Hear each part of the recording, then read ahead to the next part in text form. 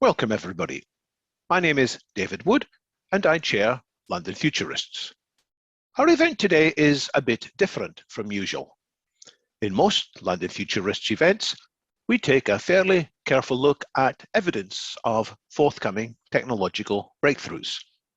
We explore the potential uses to which such breakthroughs could be put, including human enhancement, and then we consider the wider implications of these breakthroughs from different perspectives, such as economic transformation, social disruption, sustainability, existential risks, and changes in philosophical outlook. But today, our focus is strongly on the philosophical end of that spectrum. Our speaker, Dr. Patrick Linden, has taught a wide variety of philosophy courses as an assistant professor for the Department of Technology, Culture and Society at NYU Tandon School of Engineering. He also regularly taught a graduate level course in bioethics for the Department of Biomedical Engineering, also at NYU. That's New York University. Patrick is the author of the recently published book, The Case Against Death. That book contains some passages about the evidence for forthcoming medical interventions to slow and reverse aging, but the book mainly looks at the arguments whether or not such interventions should be welcomed or instead feared and resisted. That's just part of a wider discussion about whether the purpose of life is, as some have claimed, to prepare for a good death, or is instead to stay alive and to magnify human well-being, because life can and should be very good indeed. Patrick, welcome to London Futurists. Over to you.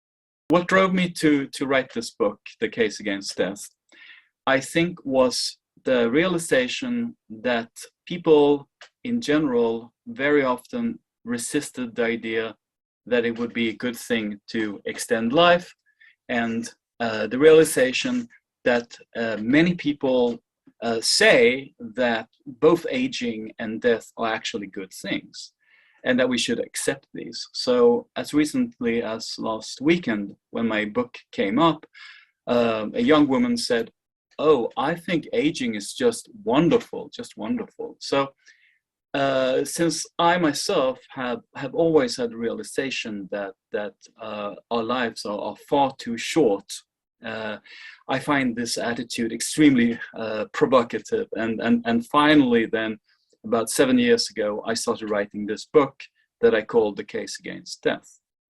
So her attitude, the attitude of the young woman last weekend is very common, and that was proven to me by a study quite recently by the Pew Research Center.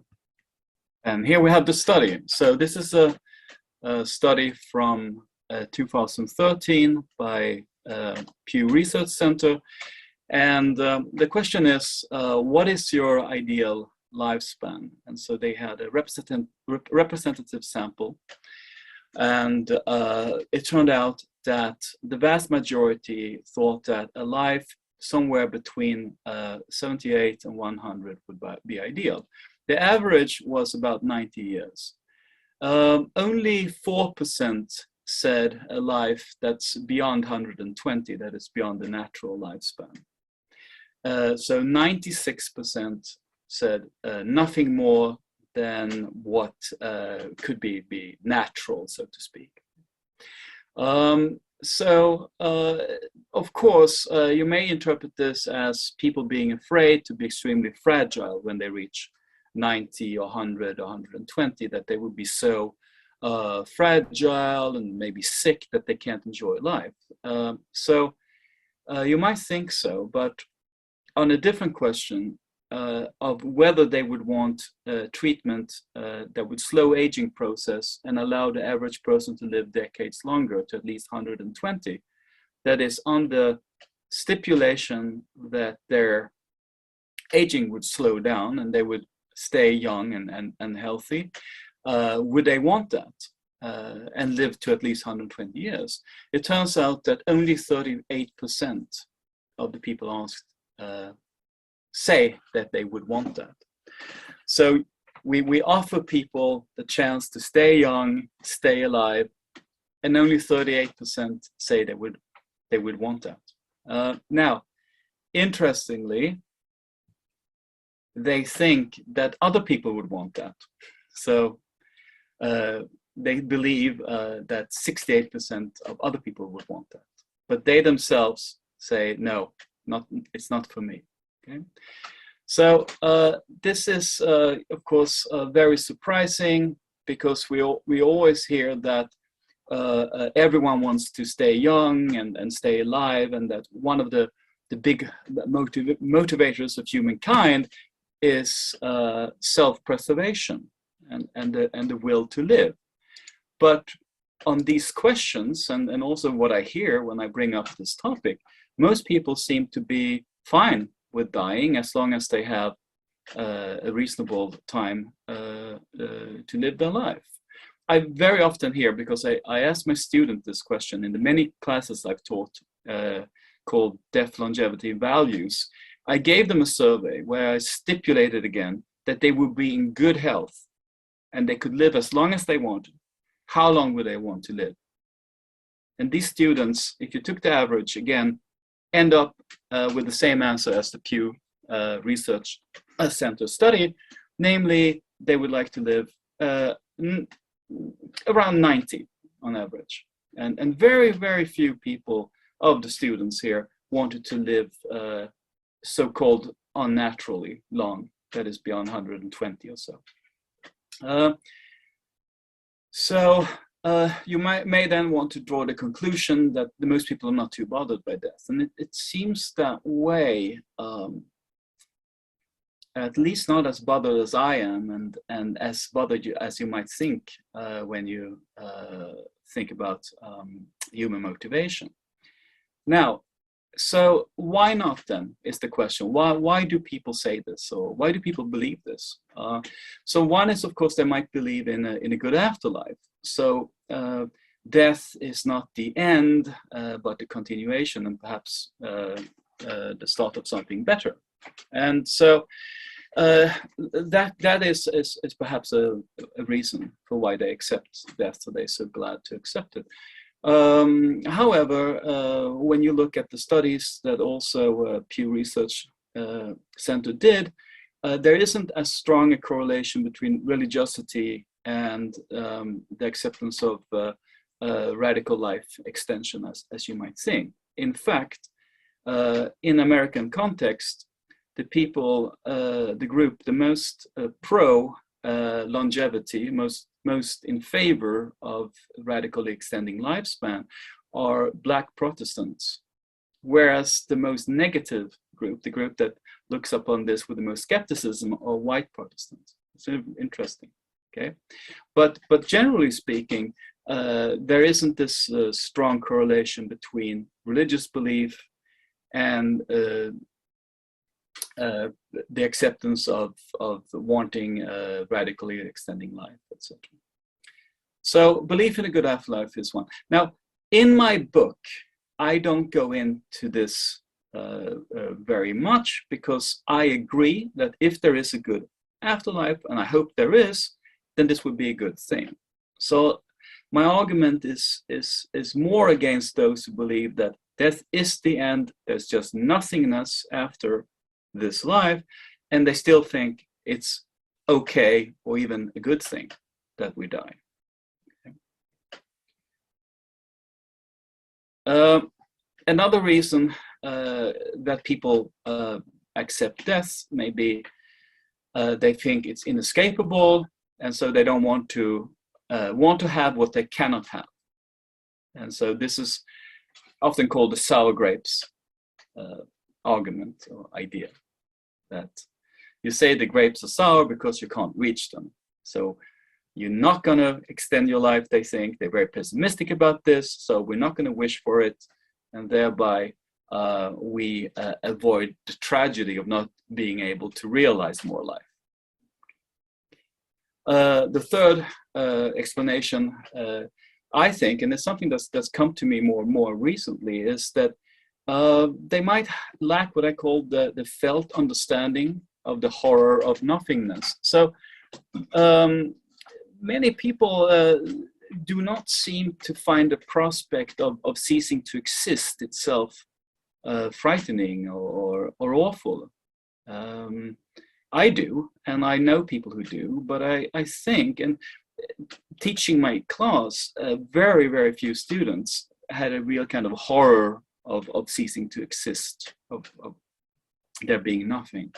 So I think that since people lack this experience, and it's not just a rational understanding that you only have that much time to live, but this kind of feeling that there's something awful about nothingness, if that's the case. And a fourth reason might be that they are falsifying their preferences. And so just like there is in England, UK, there is this shy Tory phenomenon where when people are asked if they're going to vote for the Tories, they say no, because somehow they think they're not supposed to. And there's the shy Trump supporter, of course, in the United States, where Trump would poll lower than his actual results, because people will simply lie on surveys and they will say what they're supposed to say, what they think they're supposed to say.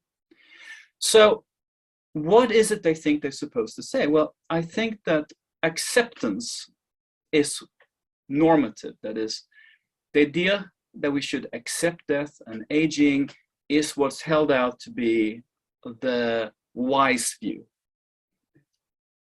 the good, the right thing to say. And I think even people who might say, this is terrible, I'm falling apart, soon my time is over, even if they feel that, they want to say, I accept this, I'm fine with aging, I'm fine with death, and I see it as natural, and they intellectualize in various ways.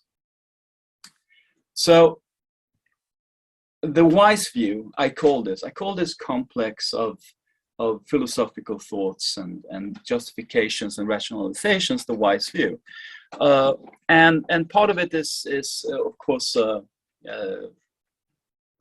slightly ironic, but not entirely, because, well, two reasons. One is that the wise view has been held by many wise philosophers in the past, and also because generally there usually is something wise about accepting what you can't change.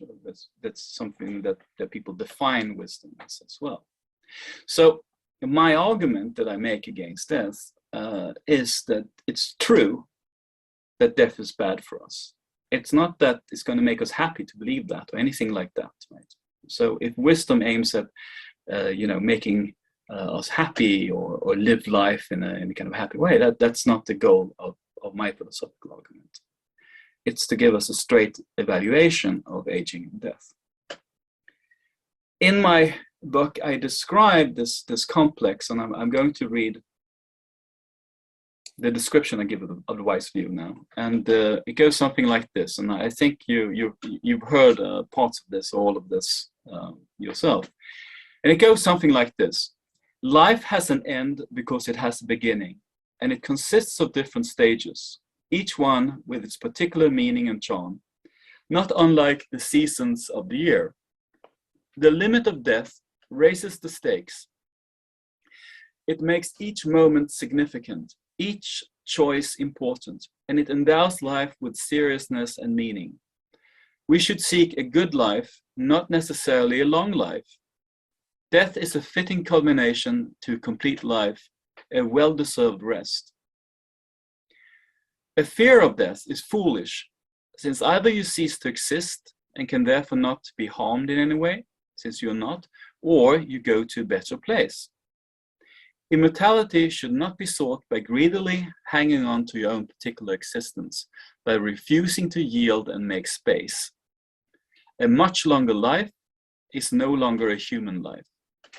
So that was just a kind of summary of the many types of justifications we hear for why we should accept. And I call it the wise view.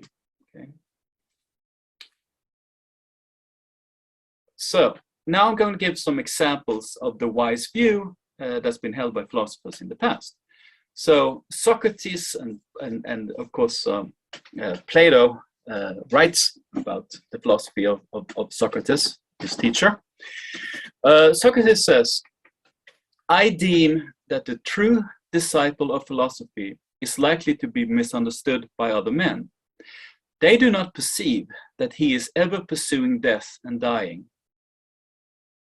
And if this is true, why, having had the desire of death all his life long, should he repine at the arrival of that which he has been always pursuing and desiring? So this is said, of course, before he's going to drink the chalice with hemlock and die. And he says, I'm not sad. You should be sad that you have to stay alive.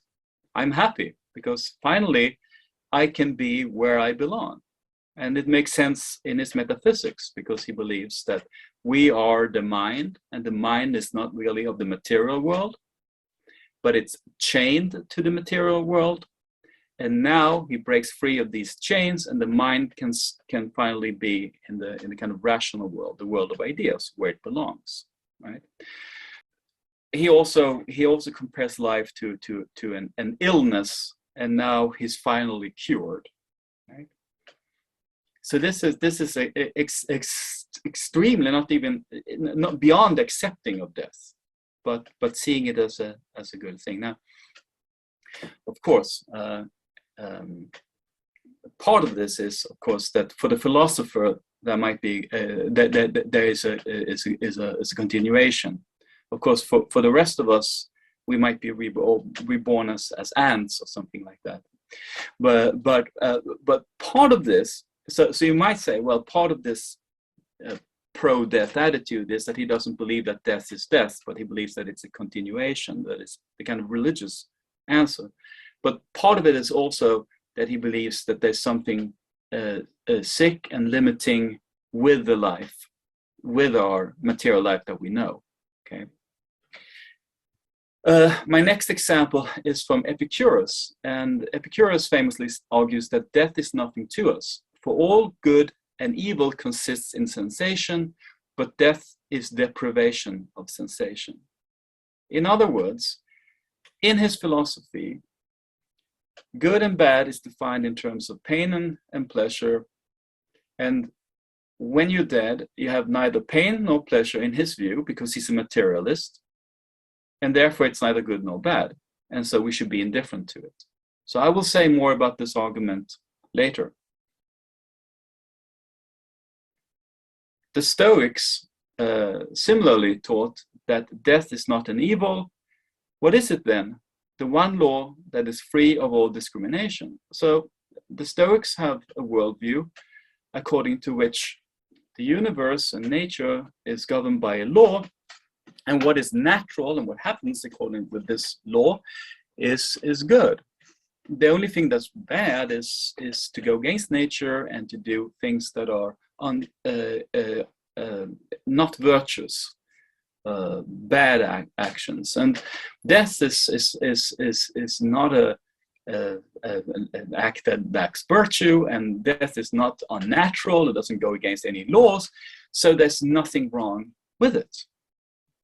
It happens to everyone. It's universal, and it's nothing to fear. The only thing we can fear here is the fear of death. That's the Stoics. In Lucretius, who was a Roman Epicurean, we find many of the arguments that we hear today about why we shouldn't fear death. So one is that we have no experiences when dead, so it cannot be bad, the Epicurean argument. The other is that if we had a good life, we should be satisfied. And if we have a bad life, then we should be relieved if we die.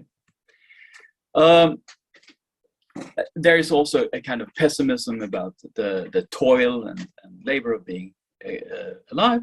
And so the idea is that if we look at how much pain it is to stay alive and continue to be alive, etc., we should see death as again a kind of relief. There is the argument that in life we see a repetition and life will be boring because it's always more of the same. And we hear the argument that we need to create room for the coming generation and avoid overpopulation. So this overpopulation argument, here we have it 2,000 years ago, when there were about 200-300 million people on Earth. Then they already had this argument. Right? So it's not just Western philosophy that is apologist, that is trying to explain why death is not something we should fear, but of course Eastern religions, Eastern philosophy as well. So for Buddha, of course, life is suffering, and the ultimate goal is to cease rebirth and to reach nirvana, which is nothingness, and there's no idea here of any personal survival.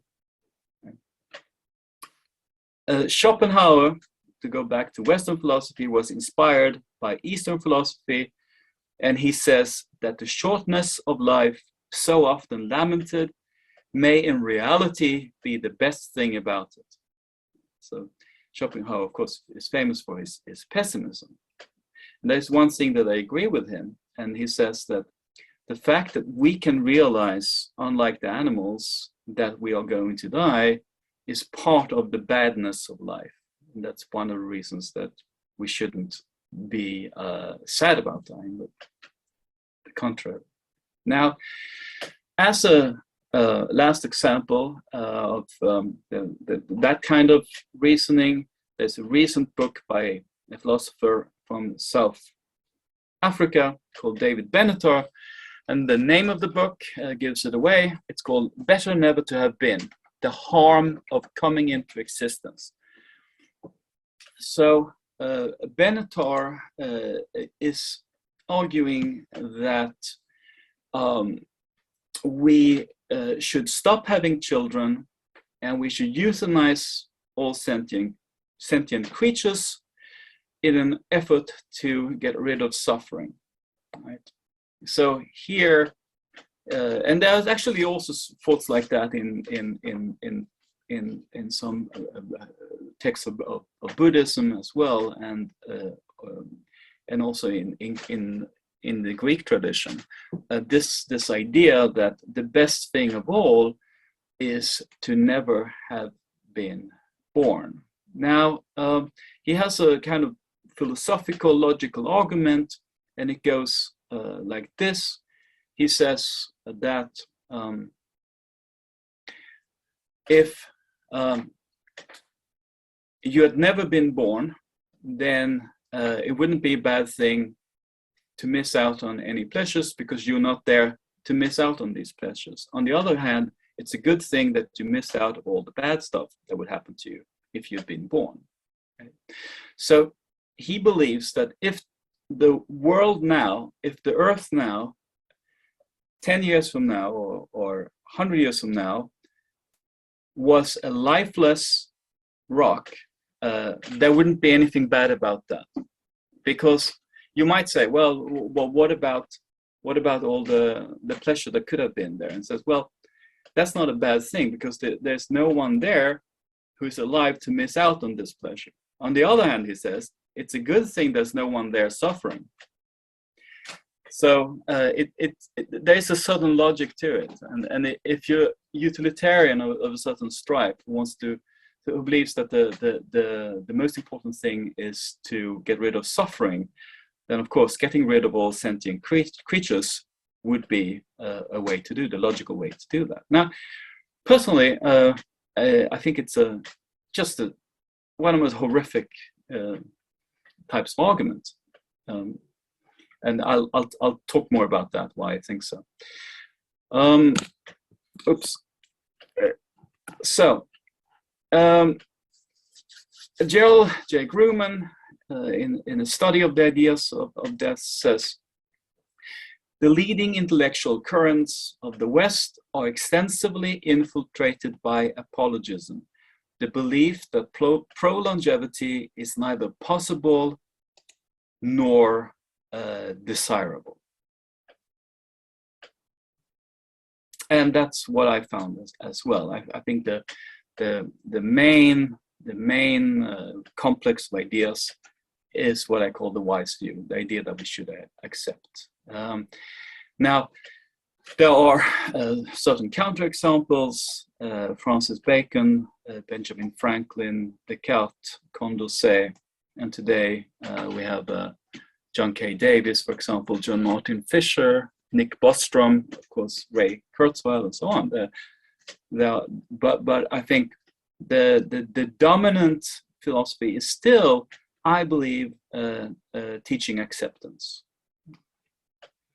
Now, and it's taught not just, of course, as philosophy, but it's taught in our culture, and it has been for a long time. So this painting depicts the myth of Titanus, and so the idea is, or the story is, that the goddess of dawn falls in love with Titanus and asks Zeus to make him immortal, and he does. But he doesn't make him stop aging, so he doesn't give him eternal youth. So he becomes this very, very, very, very old and decrepit person, which wasn't the idea. And of course, that's relevant today, because one of the reasons that people resist the idea, especially when you talk about radical life extension, they can't get away from the idea that decrepitude is a part of longevity. So there's always the association. Another myth is the familiar myth of Sisyphus. And so Sisyphus is, of course, carrying this rock, trying to get it up to the top, but it falls down and he keeps going, and there is no release. And this is a punishment because he himself stopped Thanatos, the god of death, and you can see this then as kind of fitting punishment, that we have a way out, we can die, but since he is forced to carry this rock up and it falls down and so on, he has no escape. So our lives somehow is kind of a rock pushing, but at least we have a release in the end. So you can see it as an apologist myth. Also, of course, in our most familiar stories today, Lord of the Rings, Narnia, Harry Potter.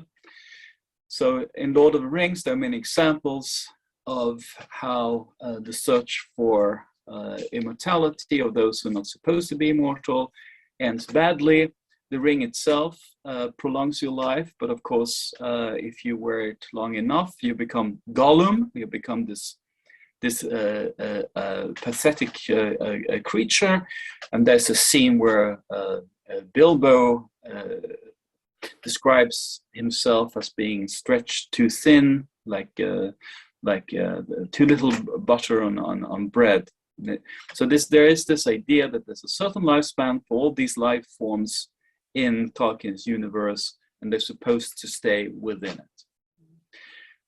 In Narnia, there's the White Witch, who became immortal by eating the apple, and now she's of course also the arch villain in the story. And in Harry Potter, Voldemort is searching for eternal life and is the villain. And so I'm sure you can come up with your own examples. So often the villain is searching for immortality or prolonging his life beyond the natural bounds, and that's what defines his quest. So I saw a recent example is Doctor Strange, where he's taught all kinds of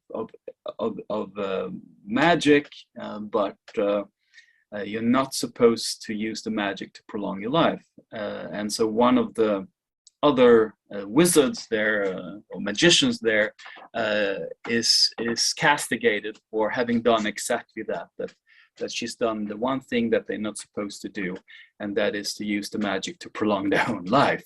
Is the moral. So we get this moral not just from philosophy, but from culture and everywhere. This ideology, the wise view of acceptance. Now, so movies. Talking about movies, Star Wars, the Yoda, who's kind of the personification of the wise person, says this: death is a natural part of life. Rejoice for those around you who transform into the Force. Mourn them, do not. Miss them, do not. Attachment leads to jealousy. Right? See, that's a very clear statement of what we're supposed to believe, what we're supposed to accept. Now, Leon Kass, one of the preeminent bioethicists, was part of President Bush Council on Bioethics issues, says, death is a blessing for every human individual, whether he knows it or not. So these were examples of the wise view, and of course I strongly reject this view. So I don't want to think that I don't want to rejoice when somebody transforms into the Force. I think it's a terrible thing that should be best avoided. And so in my book, then I go over all the things philosophers have said in order to justify death, and I found them wanting. So I make a case against death. So what exactly is my argument? Well, so my argument is that first of all, death deprives us of value, all the good things we would have had if we hadn't died. And secondly, it goes against our desires and interests. And so since normally we regard it as a good thing to have value, more value in our lives, and because we normally think that it's a good thing that you get what you want and that your projects succeed, etc., we have a good reason to be against death. And so all the good things in your life, plus all the projects you're involved in that requires your existence, gives us a reason for a negative evaluation of death.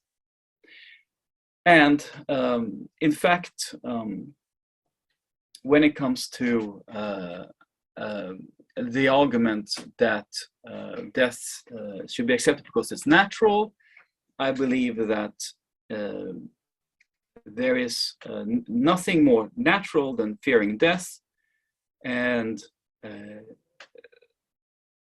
if you ask yourself, why do we fear at all? It would seem that an evolutionary story would be exactly because those things we fear may harm us or take away our life. So it would be a very odd thing if the one thing we shouldn't fear is death, when fear itself seems to be evolved to keep us alive and to avoid death, right? So I think this wise view then is on no solid solid footing at all. Right? Now, so I'd like to consider now one particular argument that is often given for why we shouldn't fear death, a philosophical argument, and that is that when, on the assumption that when we are dead, we cease to exist, we cannot be harmed, or we don't experience this. It's nothing, and so it's not bad, it's not good, it's nothing to us. And this is an argument that comes from the Epicureans. Okay. So, death cannot harm us because when we are dead, we have no experience. And so one aspect of the argument is that it assumes that death is the end, and it believes that only something that we can experience as good or bad can be good or bad for us. And so since, according to the hypothesis, death is a state when we don't exist, then we can't have any experiences that are negative, and hence death can't be something bad. It can't be something good either, right? Now, another way of putting the argument is that in terms of timing of the badness of death, you say that death is bad, but when is it bad for the person who dies? And so it can't be when the person is alive, because then the person is not death, and it can't be when the person is dead, because then there is no person for whom it's bad. There's a corpse or ashes, and it's not bad for the ashes, right? The ashes didn't die, right? So it's almost as if death is like a victimless crime or something like that. So goes the argument. Now, it's a little bit tricky to deal with, just like Benetton's argument, but I think it's possible to deal with it. And I think it's important that we see what position are we in when we are supposed to make this judgment that death is not bad for us. And so I imagine a concrete situation of my own life. This summer, I have planned for a friend to come and visit me, and we enjoy playing tennis, and that's what I'm looking forward to. Now, I might also die, of course, and so I have here two possible futures. In one, I play tennis with my friend Doug, and in the other, I don't, because I am dead. Now, should I be indifferent here to the options? According to the Epicureans, yes, because if I'm dead, then I won't know that I'm missing out on the tennis, right? And I don't accept that argument, because now, when I look forward, I can see that either my life would continue and I will play tennis and all those values will realize, whereas if I die, they will not. So first of all, my desire is thwarted, which is a negative. Secondly, there's less value in the life where I'm dead. So even if we accept the Epicurean's value theory, where pleasure, happiness is what matters, if you look at my life, it will contain more pleasure, happiness, if I continue to live and I play tennis with my friend Doug, right? So that's one way of answering this. Now, it's an argument that has been around for a long time, and it's a complicated argument, but I think that's one way of answering it. Now, I think there's another way of answering it as well, and that is to just look at the implications of holding this view, that death is something that's nothing to us, neither good nor bad. So I will read this passage. It's also from Lucretius' De Rerum Natura, and it's nature telling man that it's foolish to fear death. Okay, and so it goes like this. Now no more shall thy glad home welcome thee, nor good wife and sweet children run up to snatch the kisses, and touch thy heart with a silent thrill of joy. No more shalt thou have power to prosper in thy ways, or to be sure defense to thine own.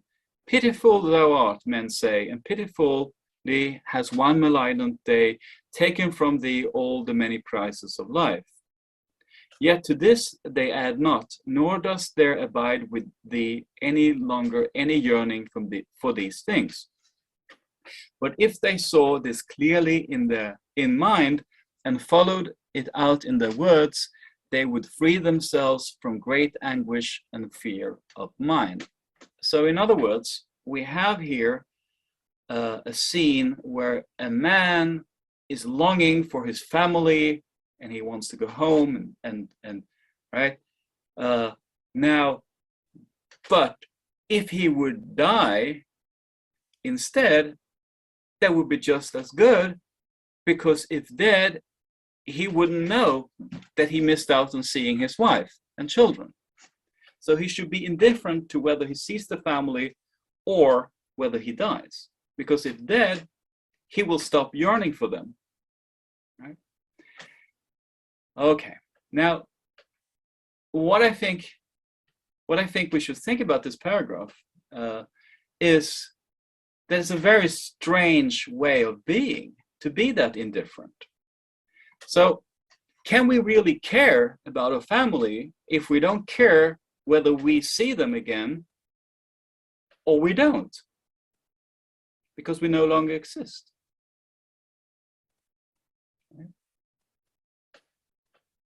So perhaps it's very hard to care deeply about anything and also not care whether you live. So if you really care about some project, let's say you care about raising your son or daughter, you care about protecting your children, can you then also say, yeah, but I don't care if I die instead, because then I won't know that I won't be around to protect my children? It's extremely self-centered to look at the world in this way as well, right? Now, here's another paragraph to bring this home, this time from Epictetus. If, for example, he says, you're fond of Stoic. If, for example, you're fond of a specific ceramic cup, remind yourself that it's only ceramic cups in general of which you're fond. Then, if it breaks, you will not be disturbed. If you kiss your child or your wife, say that you only kiss things which are human, and thus you will not be disturbed if either of them dies. So the idea here is that you should take the view that if your wife and child dies, it's like a ceramic cup. These are material things, they have a tendency to die, and when you take that view, you will not be disturbed if either of them dies. So it's teaching a very radical form, I believe, of detachment. You're supposed to be completely detached, right, in this way. And terribly detached. So it's interesting that we who like to keep people healthy and alive for much longer often are attacked on moral grounds, as if we lack some kind of virtue of one sort or another. So just a few days ago on Twitter, I'm quite new on Twitter, I got this message. In your twisted logic, you cover the selfish end you seek with a cloak of righteousness and joy chasing the rainbow. Right? And you get these kind of ad hominem that we're up to no good, and it's very selfish and so on. I wish to argue instead, and I do it in my book, that it's extremely unfair. We all who are interested in prolonging life want to do it also for other people. We want a world where people live long enough to be more. And this is not just something we seek for ourselves. on the other hand, there's nothing wrong, I believe. On the contrary, it's a virtue to seek self-preservation. It's a virtue to want to live longer. It's a kind of gratitude, this fantastic miracle of being alive that we have.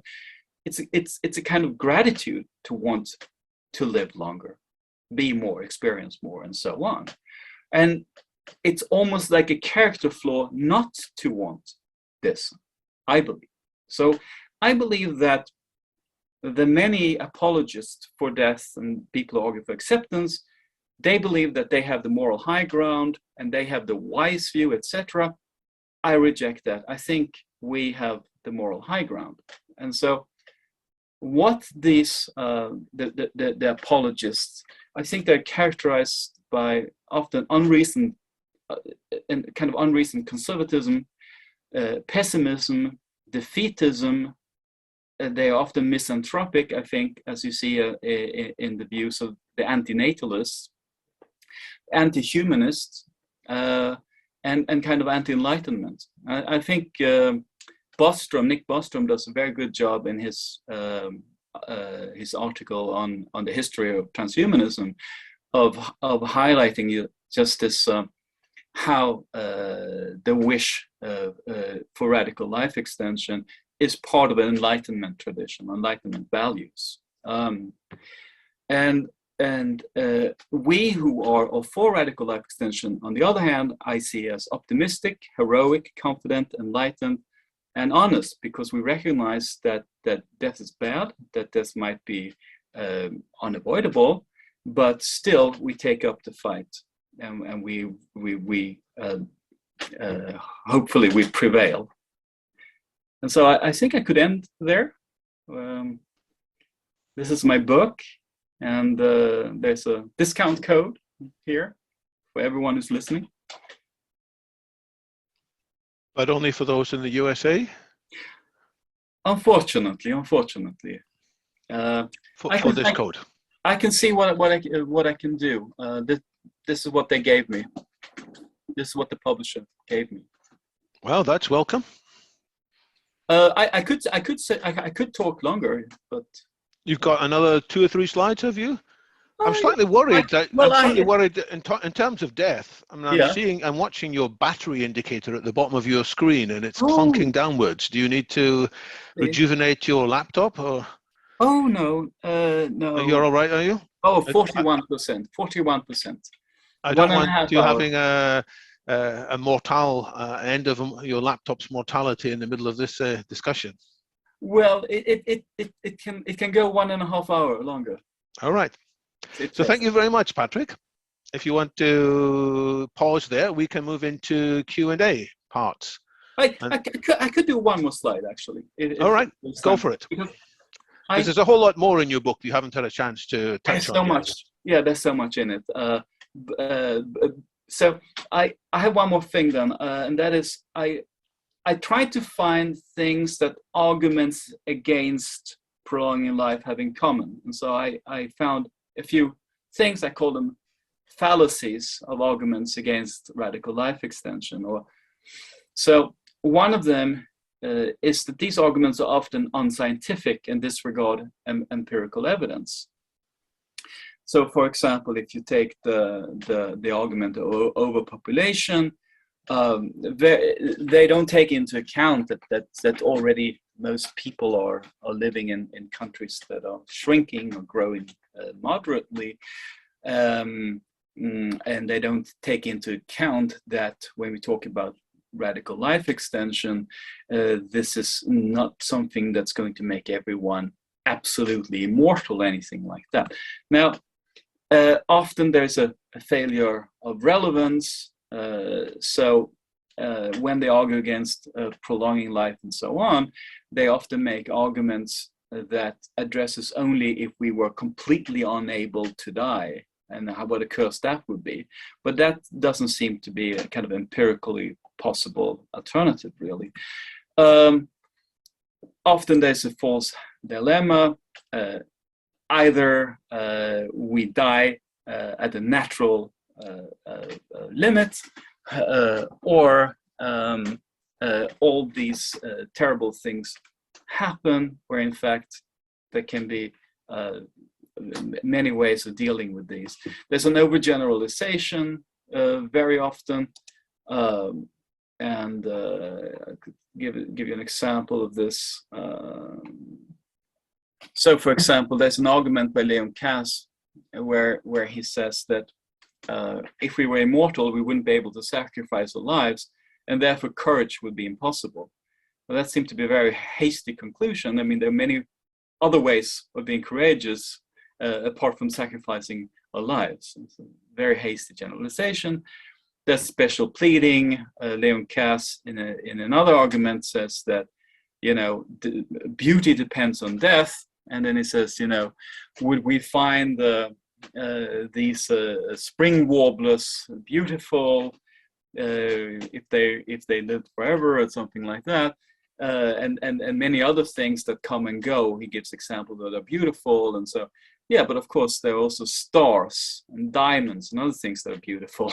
That seems to be lasting almost forever. There's special pleading, and then there's a vagueness. It's hard to know whether the arguments say that these terrible consequences of living longer are going to happen if we live to 200, or if they're going to happen if we live to 1,000 years, or whether we become absolutely immortal and unable to die altogether.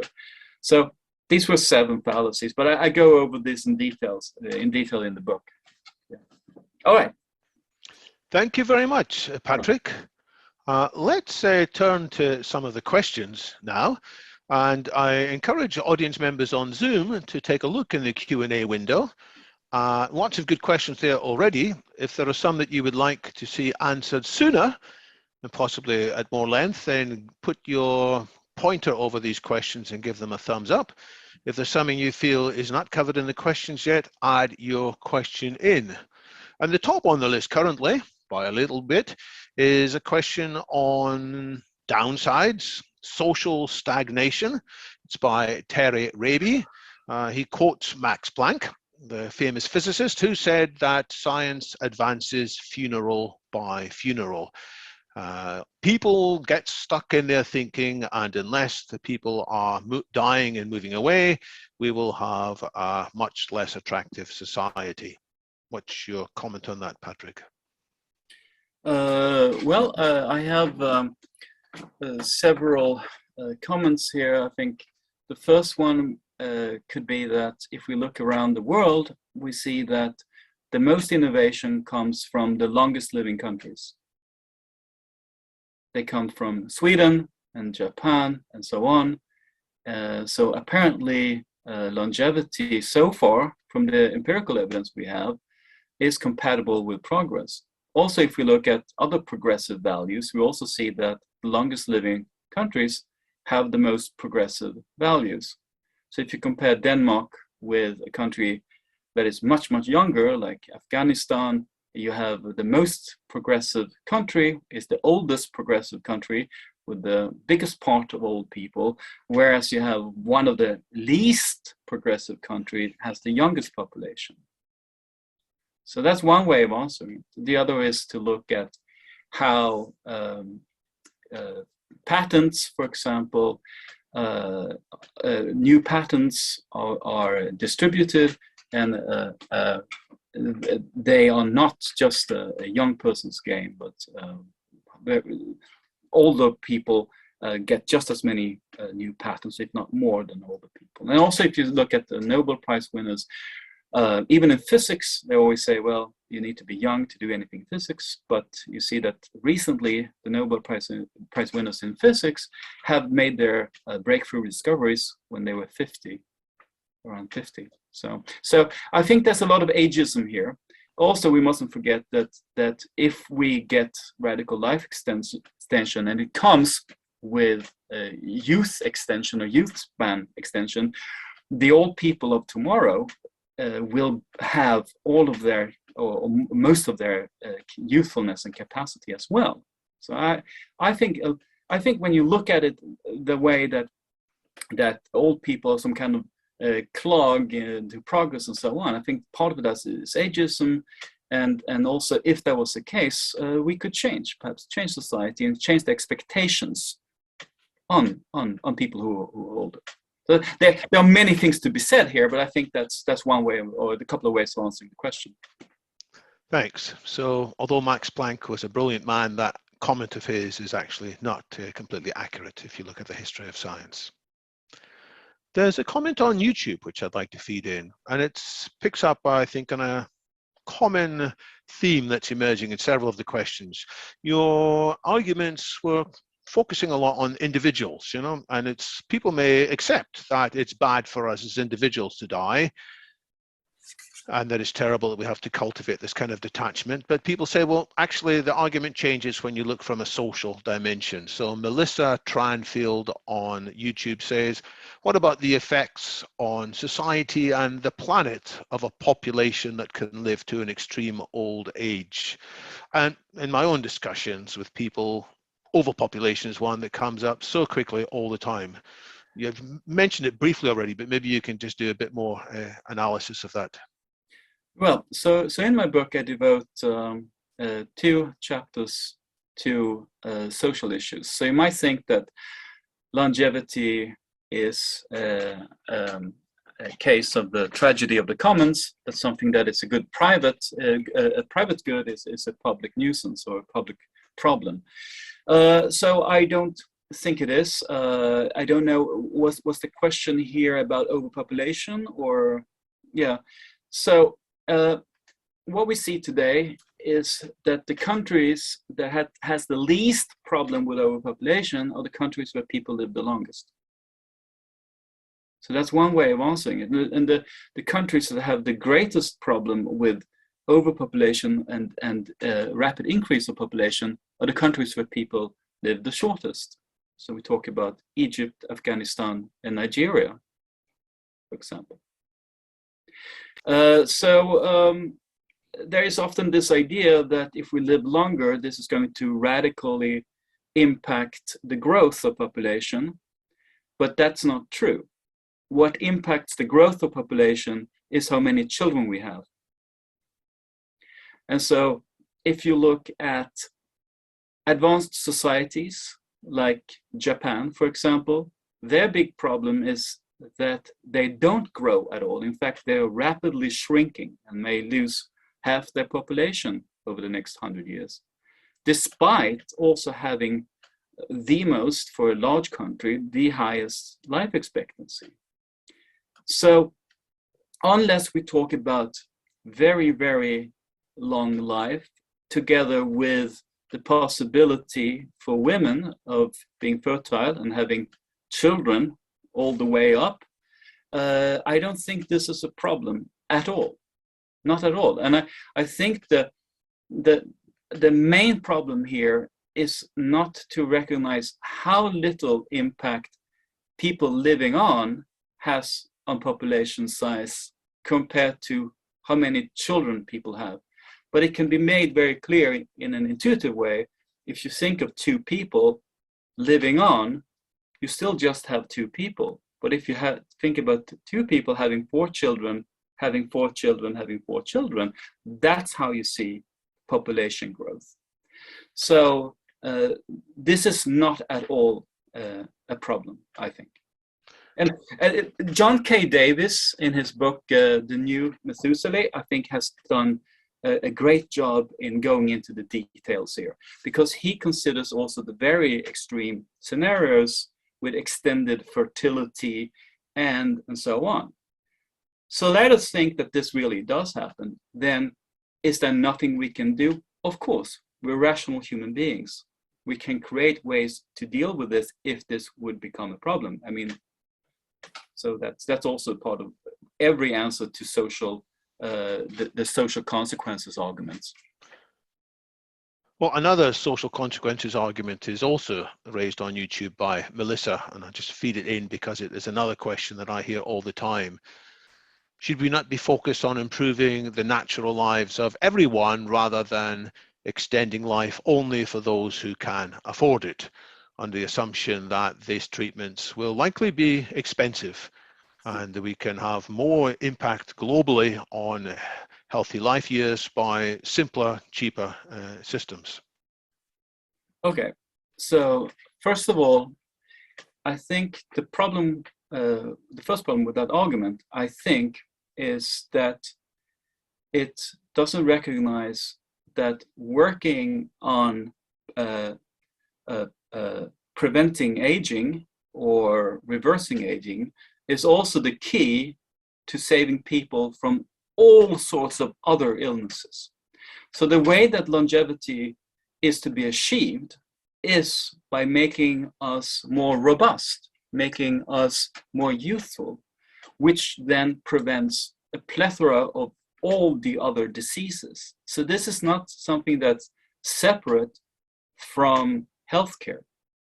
Right? In fact, it might be, the project might lead to the most efficient paradigm of research into what can cure illnesses and diseases. Now, if we were to apply the principle that unless we provided everyone with basic care, we couldn't make any research into Alzheimer's or cancer or anything like that, we wouldn't want to make that argument, right? Therefore, we can't make that argument when it comes to slowing aging either. That might actually be the key to cancer, key to Alzheimer's, and so on. So now, then there is the other argument, which is a kind of social justice or justice type of argument, that why should we do this when only the rich will benefit from it? And so here I think we need to think more in detail at what we think these cures will imply.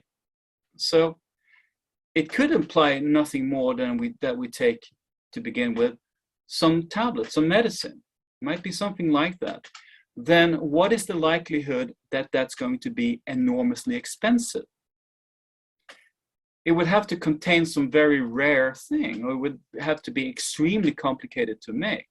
Right? Now, what is it that makes medicine very, very expensive? It's often, of course, the research and development, and that it has to be recuperated. And that's true if you don't have an enormous amount of people who's going to use it.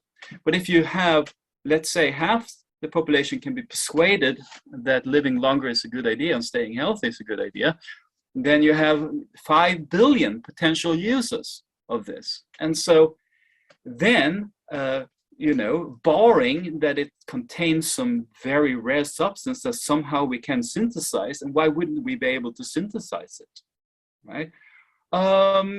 It should bring down the price. The research and development should be able to be repaid extremely quickly.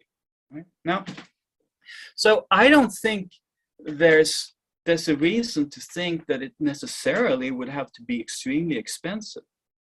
Now, part of this equation, of course, if you look at it socially as well, is that healthcare is a drag on the economy. And that if people can stay youthful longer, they can work longer, there will be absence from jobs, shorter periods, etc. That would be an incredible boon. And there are people who have looked into this. Olshansky is one, and just looks at part of what makes countries rich and develop and so on is that they have a healthy, long-living population. So there is an enormous amount to gain from having a population that ages more slowly or doesn't age and stay healthy.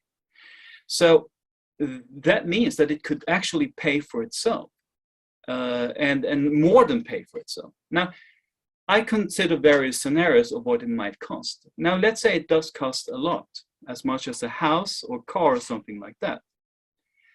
Then we could imagine ways of paying for it.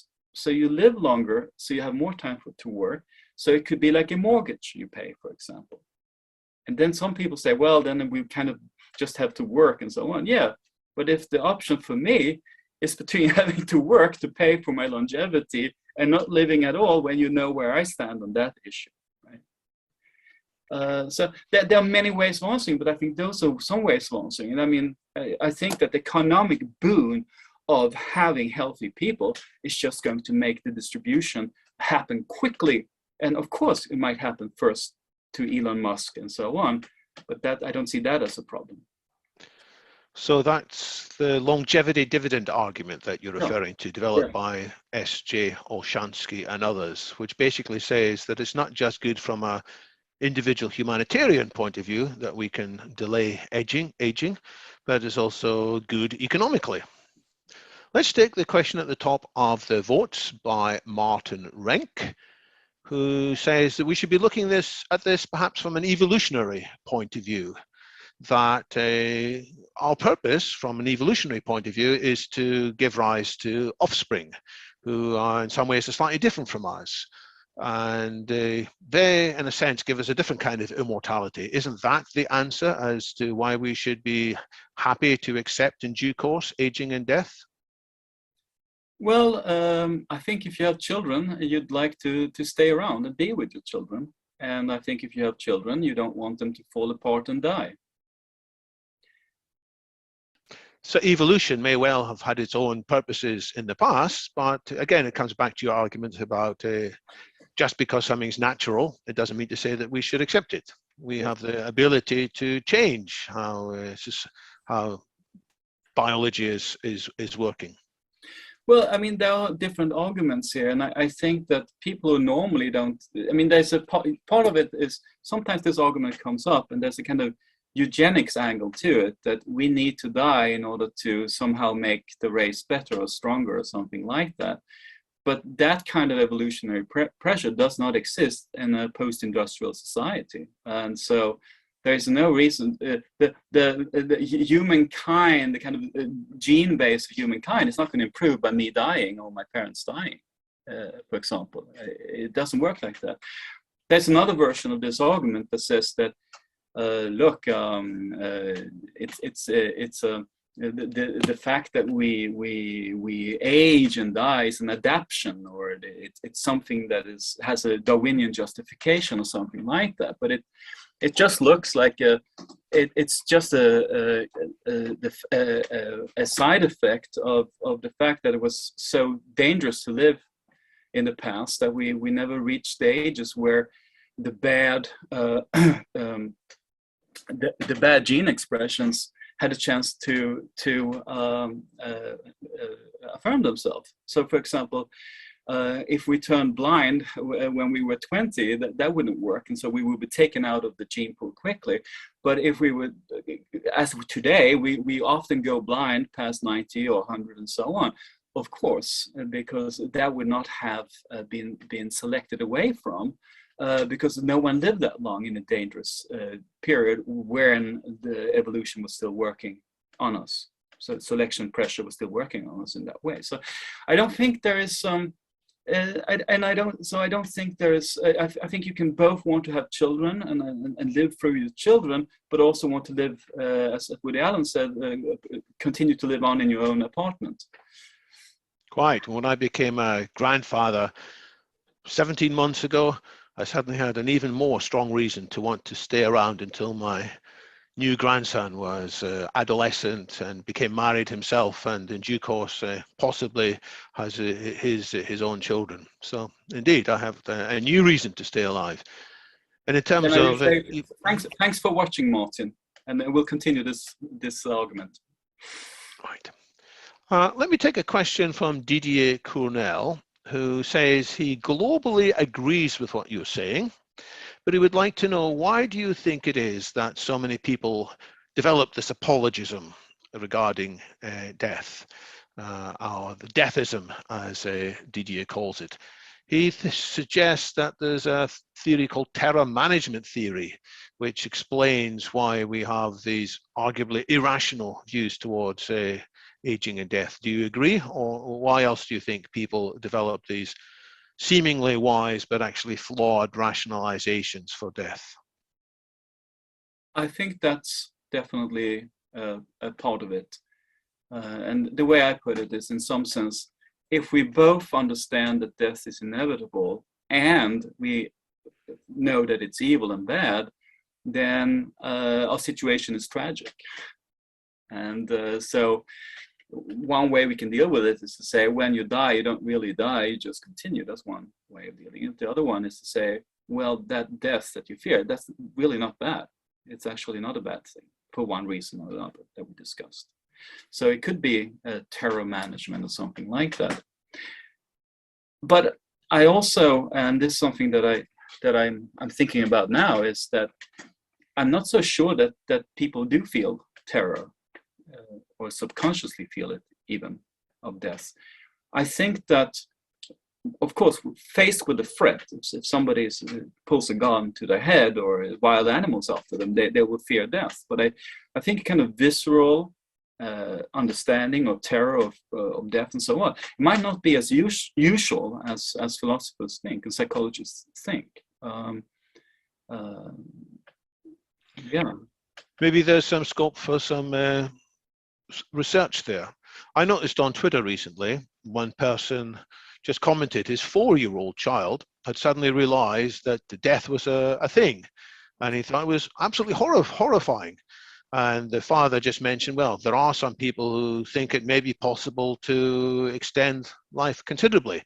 And the 4-year-old were adamant, well, they'd better hurry up then. It's let go as fast as they can. Yeah. So, and I think many people can remember something similar from their childhood, but then we put it out of our minds because it's not a useful thing to have this running around our minds all the time. We can't concentrate on everything else. So we learn not to think about it, and we learn to convince ourselves, hey, we shouldn't be thinking about it. I think there might be a great deal of individuality here as well. All right. So maybe there's a few questions about what might cause people to have different attitudes towards death. There's a question by Eugene Diana, and the question is about use of antidepressants. People struggle to feel positive. Does that have any impact on whether people hope for prolongevity? Do other aspects of their experience change their views as to whether it'd be good to live longer or not? I love that question. It's a very, very good question, and I have submitted a research proposal to Uppsala universities on people's attitudes to death and life extension and so on, because there are just a lot of things we don't know about this. So the question then is, do episodes, for example, of depression correlate with one or the other attitude, for example, to life extension or not? I do think that there is probably a tendency of pessimistic and dark people, at least judging from some of the emails I get, to be against this project. People who have a generally declinist view of history, for example, people who say things, misanthropic things, like when about the virus, they say that the humans are the virus and the virus is the solution, and things like that. Just this kind of casual misanthropy and kind of anti-enlightenment beliefs, etc., of course goes together with the rejection of life extension. But then again, how deep are these views? How shallow are they? If there really is a pill in front of them that says, you can go on with your life, would they reject it? And such a research project might feed into another question that Eugene Diana has asked, which is on the attitudes of religious people who say that they look forward to being with their gods, their deities in an afterlife, but they may be quite comfortable using various bits of modern medicine. So do you see, what have you learned about this? Do people see themselves as being contradictory, or do they not think about it? Yeah, so there's some data from Pew Research Center. They did a study of how religious attitudes correlated with views on radical life extension. And it was very surprising. I referred to it earlier, and that there wasn't this strong correlation between being for and against radical life extension and religiosity. And as I said, of the group studied, one of the groups that were most for radical life extension were Black Protestants. So yes, do they see it as a contradiction of wanting to stay in this world when they believe the next world is better? No, not necessarily. They might think that this world is a good world created by a good God, and they might want to be here, and or they might be some religions, they try to reach as much perfection and in this life as they can, and so they would need more time, and if they lived longer they could become wiser, and that would be a good thing according to this religious outlook. They might be as I am, extremely grateful for a gift of life, and not wanting to relinquish it. So the attitudes here are unpredictable, a little bit unpredictable perhaps as well. Sticking with the religious angle, just one more question. This is by Mary Fee. She observes that most philosophers seem to share the idea that death is the end of consciousness, whereas most religious people seem to share the idea that life and consciousness continues in some way in another non-physical realm, and they imagine that in some sense souls can look down from the spiritual realm. So you said at the beginning you sort of wouldn't mind if that were true. How does that view fit in with your argument? Maybe just spell that out a bit more. Yes. So the death I'm arguing against is the same as annihilation, that you cease to exist, consciousness cease to exist. That's what I'm against. I'm for going to heaven. I hope that's what's going to happen. And so I don't have a quarrel with those who believe in that. And so, and I hope in that.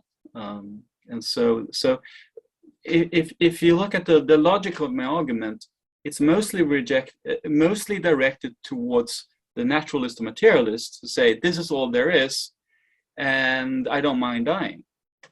I say, if you think that this is all there is, and you think death is the end, then you should be really worried. You should try to stay alive. Otherwise you'll miss out, for example. So that's how the logic goes in my argument.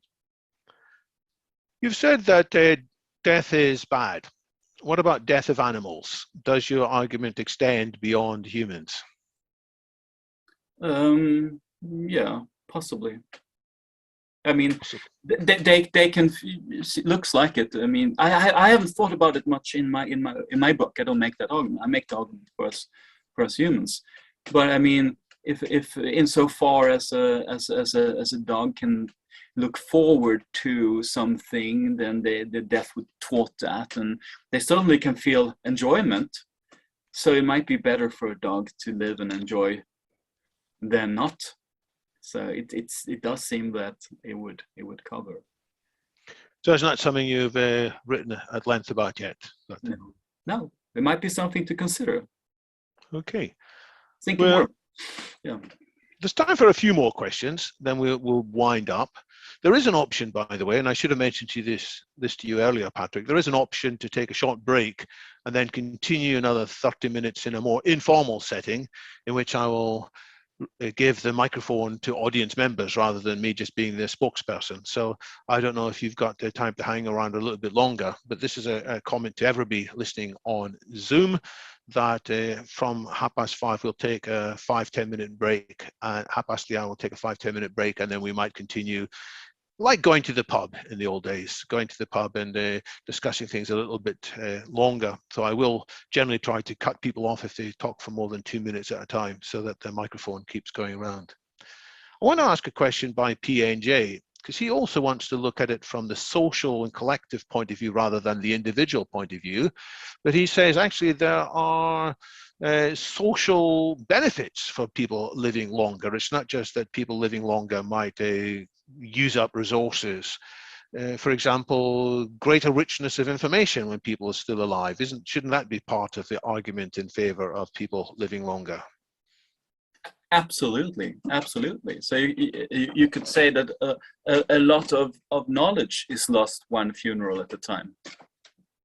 Definitely, it's part of my argument. It is. Good. So, do you think that the public attitude is likely to change anytime soon? For most of history, we've had a fairly constant view that we should accept death, should accept aging, but history has examples of the public attitude changing towards, for example, women's suffrage, same-sex marriages, going back further, whether slavery should be tolerated or was an abomination.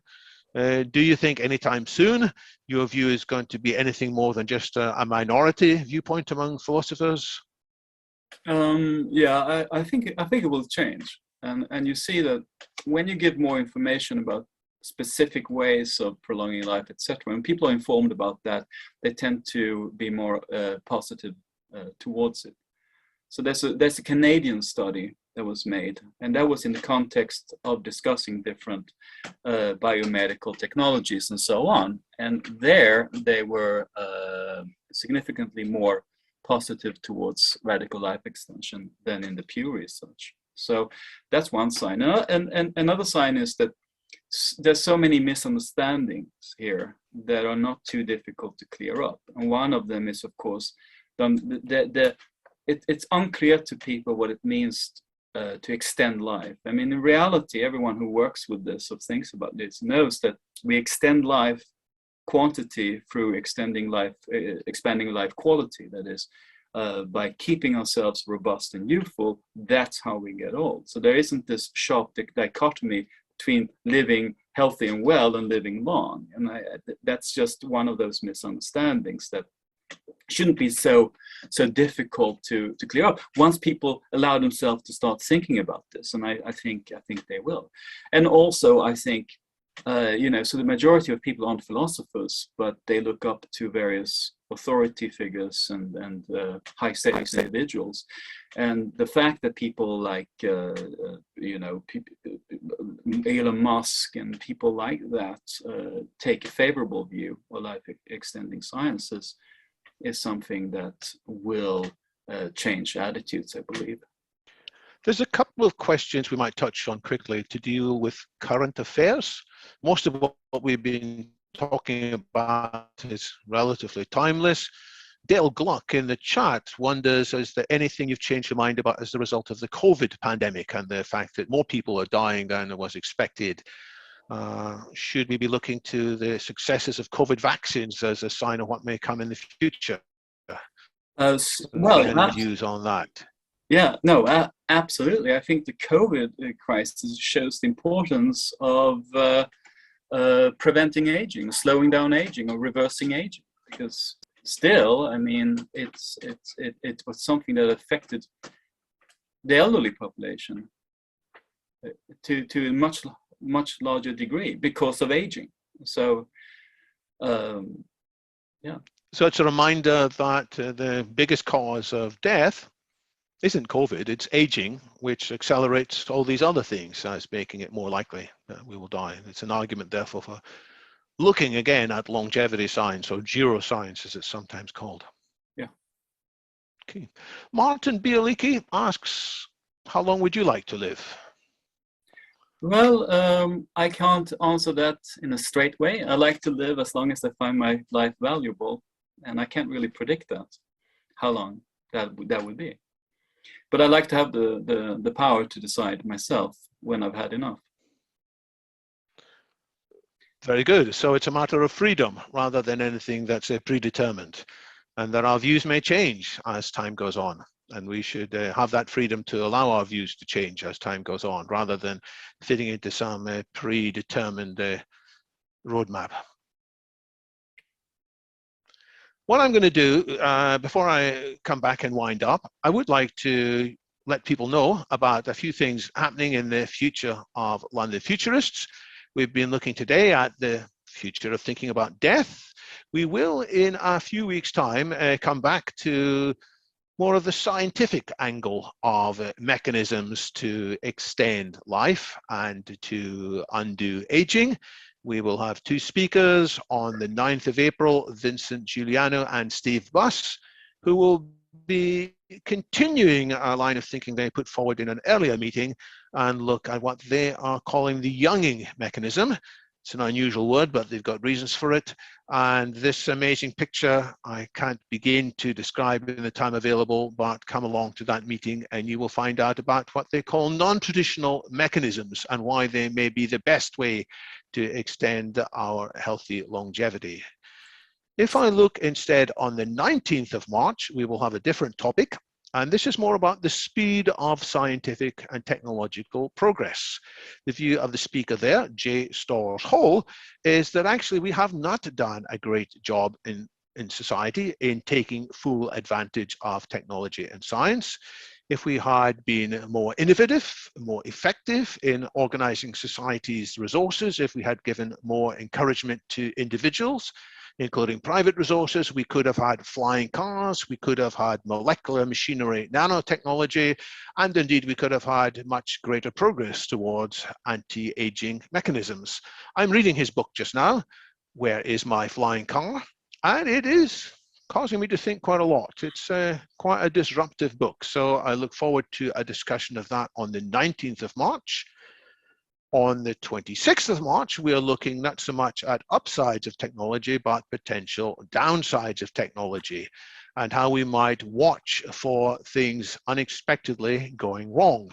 We will have a presentation by Otto Barton, the director of a newly formed institute in Holland called the Existential Risk Observatory. I say newly formed, it's from the beginning of 2021. And you can see in this picture some of the risks that they argue we must get the public more involved in watching for and understanding. You can probably see signs of nuclear war, bioterrorism, climate change, and we'll go into what these other ones are in that meeting on the 26th of March. There are two other meetings which have basically been organized but aren't yet in the meetup.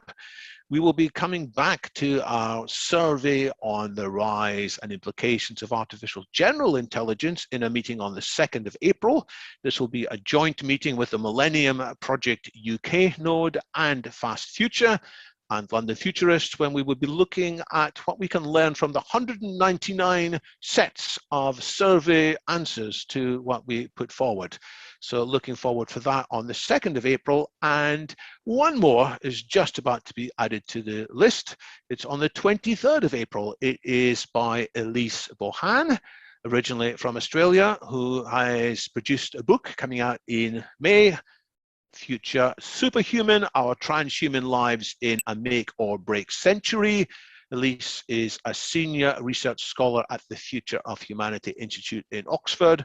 Watch out for that being publicized and sign up for that. It's a fascinating use of a field called big history, and that big theories of history and progress are sometimes really important in changing how society can thrive. That brings us back to today's event. This is a big topic, and we have had a good dive into quite a few of the arguments. I have to say there's a lot more in this book. It's quite a slim book by some counts, but it is full of well-written, easy-to-follow arguments about things like immortal dictators, which we haven't had time to dive into, so we might discuss that in the pub in a few minutes, and lots of other angles too, as to what you do after 25 years playing tennis. Do you really want to have another 10 years in your tennis career? Which is, believe it or not, an argument that Leon Kass argued for why long lives are no good. So lots of analysis in there. I think Patrick presents these arguments fairly and engagingly before showing what the implications are. And sometimes it's shockingly horrible implications of these arguments. So thank you so much, Patrick. Do you have any final remarks before we shut down this recording? Thanks for everyone who listened to us. And yes, I recommend getting my book and engaging in conversations and changing people's mind about this. And let's have that conversation progressing and progressing. Thank you. Thank you.